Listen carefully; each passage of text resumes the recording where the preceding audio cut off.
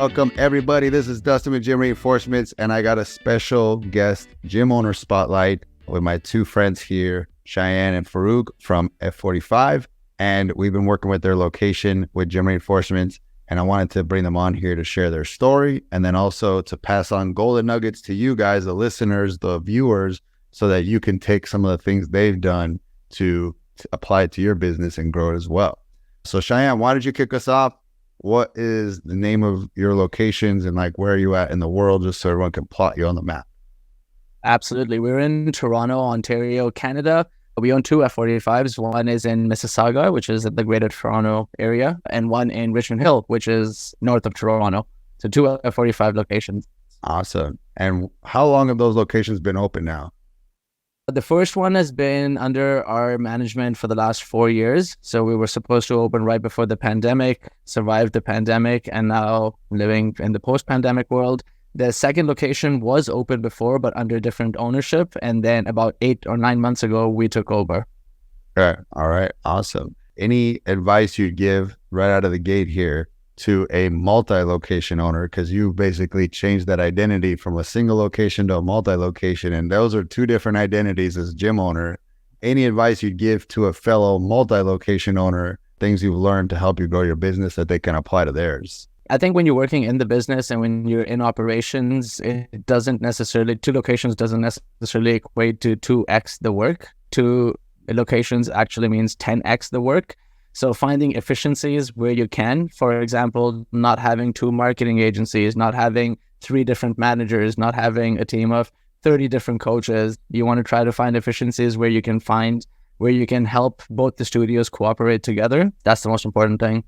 And are they positioned closely near each other so they can support each other, or distance? Unfortunately not. Yeah. Unfortunately, our locations are physically pretty far away, but like from the back end in terms of admin, people who we have sales agents and VAs who work remotely, they can manage both the studios, and our policies, our systems, our processes are the same in both the studios. So they understand that and can help make it more efficient.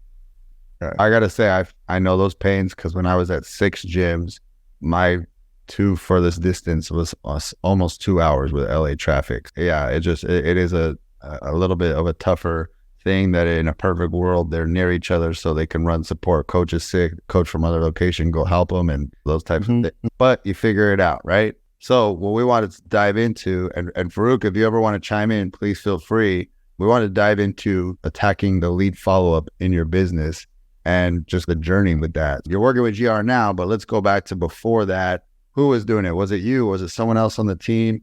And just share how that was all going. For sure. I wish I could share it in a way that there was a graph that kind of explained where my time and lead flow went. Earlier on in the business, when we only had 40 and 50 members, I was spending 10 to 12 hours a day doing lead follow-up and lead nurturing and selling intros.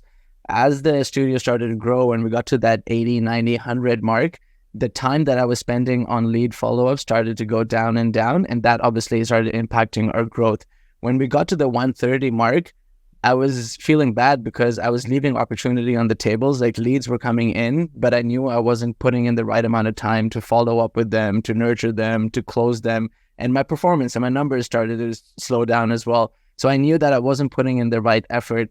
At that point, we finally decided to bring in somebody who can help with the lead management. And we went through, I think, 2 or 3 different iterations of having a sales manager, getting the coaches involved, having the studio manager do it.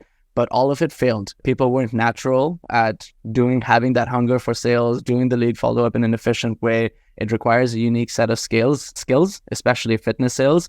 So we had a few different iterations that didn't work until we discovered Gym Reinforcements. And Farook and I would always talk about this dream of having a remote salesperson who could just manage it all. But we actually tried hiring a remote person, but a bunch of people had good sales experience, but not the nuances of fitness sales. And then when we came across GR, not to just completely pump your tires, it was the perfect solution. And once we plugged GR into our studio, immediately we saw the return on investment from a nurturing of the leads. Now the ad spend that we're expending is getting a stronger ROI because the maximum amount of leads are converting into intros, and it's done in a systemized and effective way. which freed up my time to now focus on other things in the business like operations and manage churn and increase the lifetime value of all the members. So I think that kind of shows the graph of where we were to where we got stuck in the middle to where we're headed. Just jumping in there, just to piggyback off Shayan there, I think one of our North Stars, and this is something that we talked about, like Shayan mentioned a while, the problem that we were having in sales is not a lack of lead inflow. It was not a lack of interest. It was a lack of not just time, but serviceability, because when we were selling foundation members, we sold at quite a high number, but it was at the 11th, 12th touch point that really a lot of people were kicking into that. And it was, and Shayan can confirm that, but it was a lot of work. And especially when you're selling a high ticket item like fitness, right? You're not selling a $10 intro membership at a big box here, right? We're selling quite a higher ticket item. So we always talked about, it makes sense for someone to be plugged in, and we wish to find it. And then when GR reached out to us, we're like, oh, this is exactly what we wanted someone to do to us. It was just like a opportunity, but it was also something that we knew from running the business for 2 or 3 years that would work, because we knew exactly what our issues were. And this was, in our opinion, the solution. So that's why it was such an easy answer. But after running the business for 2 or 3 years, we knew that if we just have someone pay a little more time and attention, nurture these leads and get them to that touch point, you will see success. Fortune is in the follow-up. And if we can drop a golden nugget here, I would say it was difficult for us to make the decision, because it's an investment at the end of the day. And when you're already got expenses piled on, it's not very easy to accept another expense that may or may not work.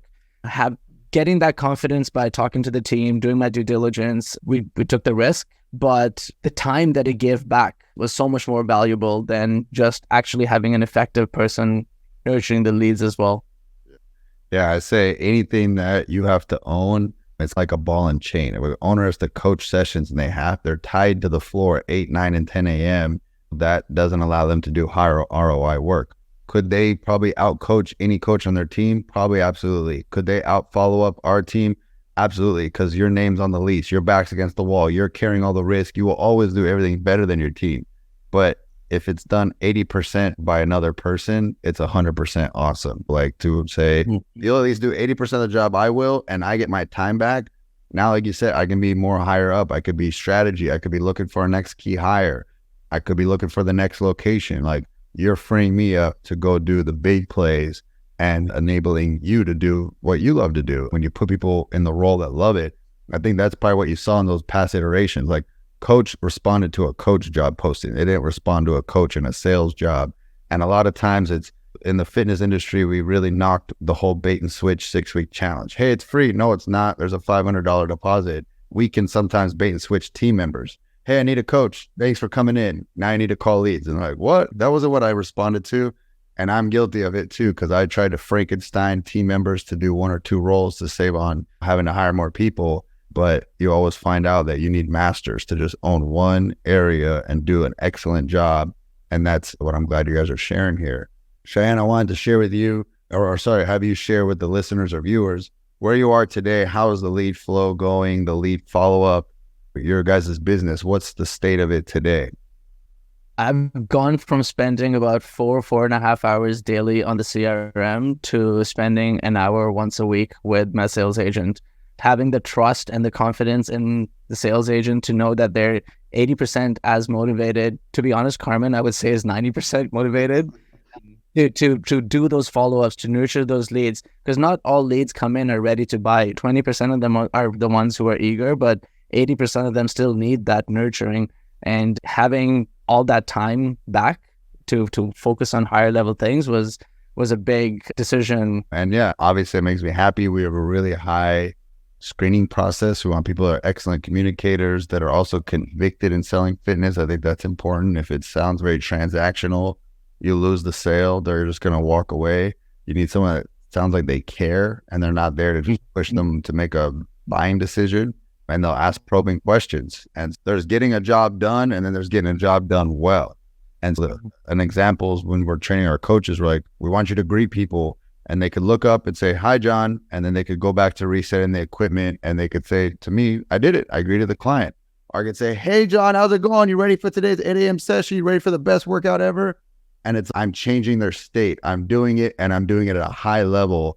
And people who come into fitness, a lot of times they're tired, they're groggy, they're grouchy. Sometimes they're hungry if they've eaten an hour. They're going through a range of negative emotions. And if a coach does all their tasks with the intention to raise them into a positive state, they're doing the task with intention, and that's different than just doing the task. When you got a follow-up person, I need you to make 50 calls and try to sell. And they're like, okay, I'll do it. And they're like, hello, yeah, there's that 45. And they're just doing it. I got it done. But you're like, no, but you didn't put people in the right state. I want you to call and be smiling on the phone. And I want you to sound excited. And I want you to have a ton of energy. That's what you got to be mindful of as a business owner. Shayan, any other golden nuggets that you've had as a business owner that you would want to pass on? Here's what I would say. Let's talk to the struggling gym owner. They're in a tough spot and they are just doing everything they can to grow this business, but it is not budging. They feel frustrated. They feel stuck. What is something that helped you break through sticking points, or what is something that you see a common issue gym owners make that holds them back from growth? I think there is a difference between working in the business versus working on the business. And when you're on the ground floor, coaching classes, taking care of customer service, doing sales, you get blinders on and you have tunnel vision, and that's what you're focused on. You forget the bigger picture and higher level thinking. And by the time the day ends, you're too exhausted to even put any energy towards that. So consciously taking the time out to move away and step away, which obviously is risky because you have to have that trust in the team in place to be able to do that. But I think that is key. And don't do free trials. Do paid trials. Like the way we have GR set up, our monthly cost of GR is covered by the 2.5 third week point. So the ROI on GR is covered at the upfront, and then it's just all gravy after that. Value what you do, charge appropriately, and step out when you can to get that higher level picture and work on the business as well. Fantastic. I love that advice. And I just want to double down on that. Paid trials. Do not give away free weeks. Do not give away your service for $1 a day. Basically, you only get one first impression, and you're telling the customer what your value is the first time they hear that. They're like, oh, you work for free? Awesome. I'm going to ask for discounts. I'm going to try to nickel and dime you on your membership. Oh, you're $1 a day? Can we just continue $1 a day, 365 days of the year? Or you let me come in for $1 a day trial? That means you're willing to do it. Let's just do it all year. So it's like you signal to the lead your value right with your trial pricing. So I love that. Again, you guys charge way more than most gym owners, and that's what everybody needs to move to. We devalue ourselves just as an industry way too much. So I'm glad you pointed that out, Shayan. What's the goals? Where are you going with your location? Where are you guys going with your business? Where are we moving to in the future? I think it's really exciting for us to share that. And hopefully if anybody's in a tough place and they're not feeling motivated, it'll liven them up and get them excited to grow their business. But Shayan, where are you guys going in the future? To the moon, baby. We're at about 200 members right now. We want to get to 300 in both locations. We're well on our way. We're making good progress. Obviously, we're learning as we're growing, because running a 150 member business to 200 member business is very different as well. But yeah, super excited about the future. Okay. All right. Is the plan to scale? Are you planning more locations, or is it just maximize these two and make them as profitable machines as possible? That's exactly it. Like ultimately, we got into this business to get that financial freedom, to have that income coming in through a different stream other than something tied to your salary. But at the same time, we're making an impact, and making an impact in 200 lives versus making an impact in 300 lives is way sweeter. So obviously the goal is to grow and get the studio to a point where it is 100% firing at all cylinders, and our time, energy, blood, sweat, tears, everything that we've put in has an ROI on the most positive side of the other end. All right. As we wrap up, let's say to your fellow F45 owners, if they're on the fence, if they're thinking about GR and they're just worried, man, gym reinforcements, is this going to work? What would you say to them about going forward or not going forward? But yeah, please chime in. Do it. 100%. Yeah, Farook, go ahead. I can jump in on that. A lot of F40s. We started this business based on our love of the product and the hutch, and we took a chance on the business model of the franchise. So I think you owe it to yourself to do whatever it takes to get your iteration of this dream up and running. It can be scary to change things up, but you can't do everything by yourself. And the sooner you realize that, like the reason that we opened this business is to do well at it, not just to be scared of it and have it cause anxiety and break even. And maybe one month you break even, the other month you make, but you're not spending money. You already took the plunge once, you might as well go the whole way. Right? That's what I was. Love it. And one of the things I just want to point out is, hey, gym owners, it is okay. Like, business is meant to be. You solve problems in exchange for money. That creates a profit that sets you up for a nice lifestyle. That is why business is designed. It's don't feel guilty. That's why I think the mindset where we're doing free or $1 a day, we're trying to push back against that. And so I love that you gave everybody that permission, Farook, because I think sometimes people just need to hear that, to say, oh, it's okay. It's okay for me to grow my business, make it more profitable so I can make more money, but also that allows me to help more people. Realize this, the gyms that are serving the most people are bringing in the most money, and they're creating more opportunity for their team. And then they're setting up the business owner to want to stay in this business and to keep it going and possibly open more gyms. So a healthy gym that's got 200, 300, 400 members is also bringing a lot more money than a gym that's got 50 or 80 or 100 members. So there is impact tied into it, not just MRR and, EFT and these types of things. It's, hey, it is all about impact first. I know most of us are heart-centered and the money second, but realize that a money is a signal to how much impact you're making.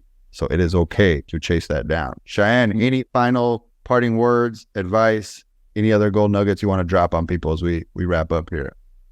Just thank you, man. We all took the dive. We all had a certain risk appetite.